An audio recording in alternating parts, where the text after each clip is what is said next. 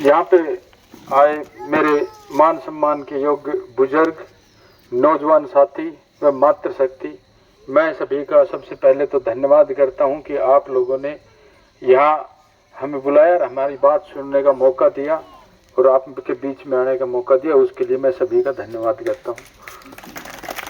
देखिए, बाबूजी ने सारी बातें तो बता दी है, इनके डॉक्यूमेंट हमारे पास हैं सारे। अब ये हमने जो है इन लोगों ने सारी बातें शुरू से झूठ बोली।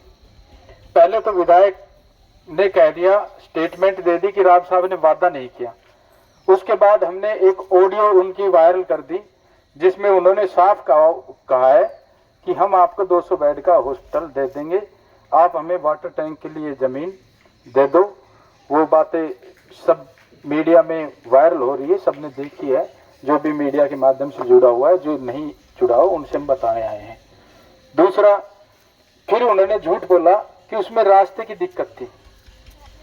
उस फाइल में रास्ते, हमारे दोनों केस चले गए थे, एक तो वाटर टैंक का, दूसरा अस्पताल का चंडीगढ़ केस चले गए थे। चंडीगढ़ से वाटर टैंक का केस अप्रूवल हो गया और जो अस्पताल का केस था वो वापस आ गया। उसमें साफ लिखा हुआ है कि कुछ त्रुटियां थी, रास्ते की कोई दिक्कत नहीं थी।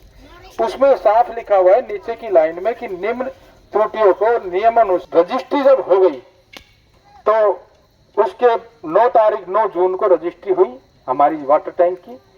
तो 12 जून को इन्होंने एक लेटर निकाल दिया ग्राम सभा का, शहबाजपुर का, आरती राव के आदेश पे। इसमें लिखा हुआ है, उपरोक्त विषय के संबंध में आपको लिखा जाता है कि माननीय श्रीमती आरती राव स्वास्थ्य मंत्री हरियाणा सरकार से 200 स्तरीय नागरिक अस्पताल हेतु ग्राम पंचायत शहबाजपुर खालसा में 5 एकड़ भूमि स्वास्थ्य विभाग दिए जाने बारे निर्देश प्राप्त हुए।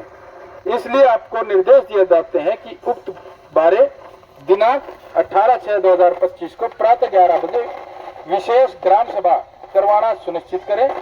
यदि ग्राम सभा सहमत हो तो संपूर्ण केस तैयार करवाकर खंड कार्यालय में प्रस्तुत करना सुनिश्चित करें।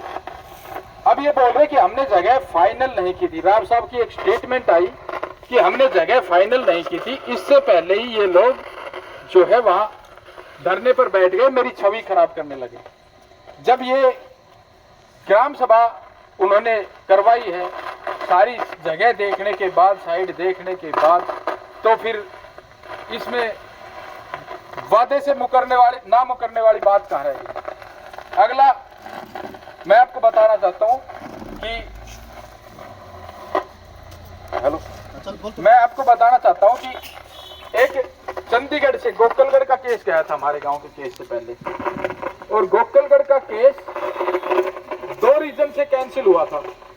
पहला था दोनों साइड रेलवे फाटक, दूसरा था 5 एकड़ भूमि जो भविष्य के देखते हुए कम पड़ेगी। जब 5 एकड़ भूमि गोकलगढ़ की कैंसिल हो गई तो फिर इन्होंने 5 एकड़ भूमि शहबाजपुर का लेटर किस बेस पे निकाल दिया। अब बात आती है कि क्यों निकाला। तो मैं आपको बताना चाहता हूं कि जब यहाँ पे आरती राव स्वास्थ्य मंत्री यहाँ पे घूम रही थी तो शहबाजपुर में गई, तो उस टाइम उनके साथ ना तो हमारे हल्का विधायक थे और ना ही कोई वो उनके साथ प्रॉपर्टी डीलर थे। उनके कार्यकर्ता है, वो प्रॉपर्टी डीलर है। प्रॉपर्टी डीलर का काम तो जरूर करते हैं, वो कार्यकर्ता भी होंगे। उनके कहने पर, भूमाफियाओं के कहने पर उनकी क्या आपस में बातचीत है वो हमें नहीं पता, लेकिन उनके कहने पर उन्होंने ये गलत तरीके से एक फाइल को रोक के दूसरी फाइल चलाई है।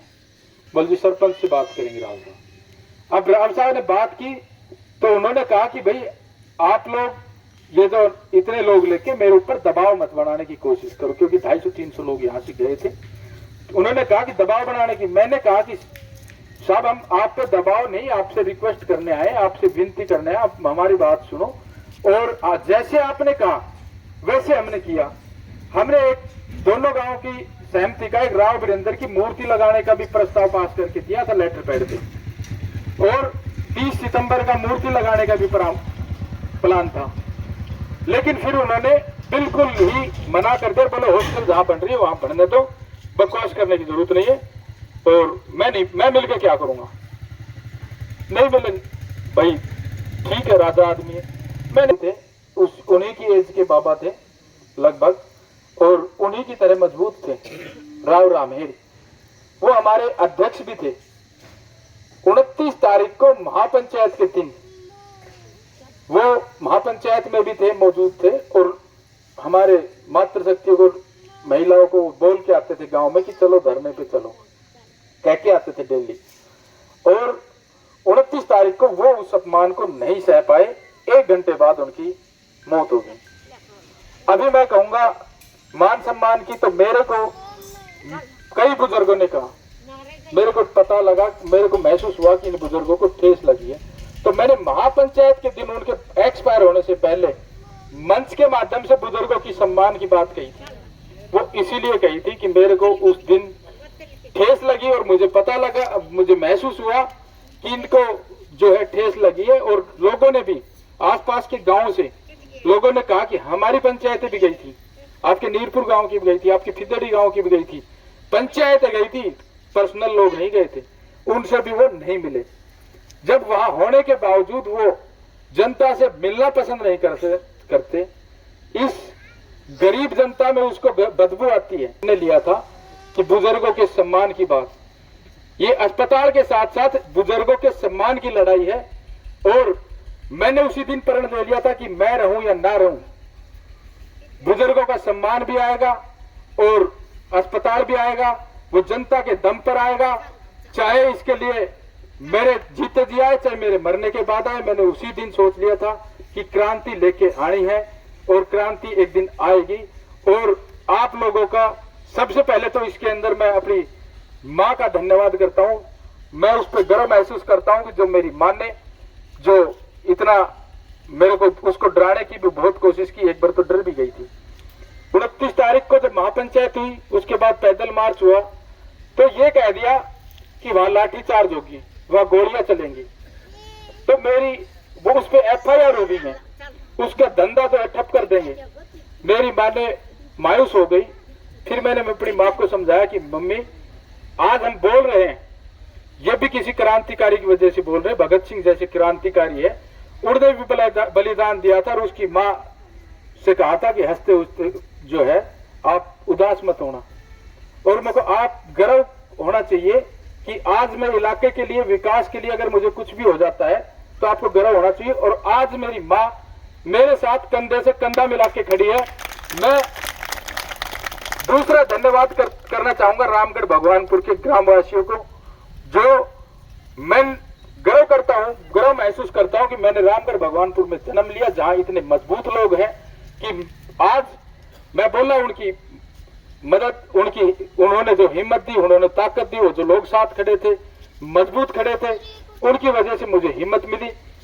और अगला श्रेय मैं दूंगा आम जनता को, जिसने उस हिम्मत को दोगुना कर दिया और मेरे साथ आके खड़े हो गए। जिसको राजा बनाया, जिस जनता ने, वही प्रजा मेरी ढाल बन के खड़ी हो गई।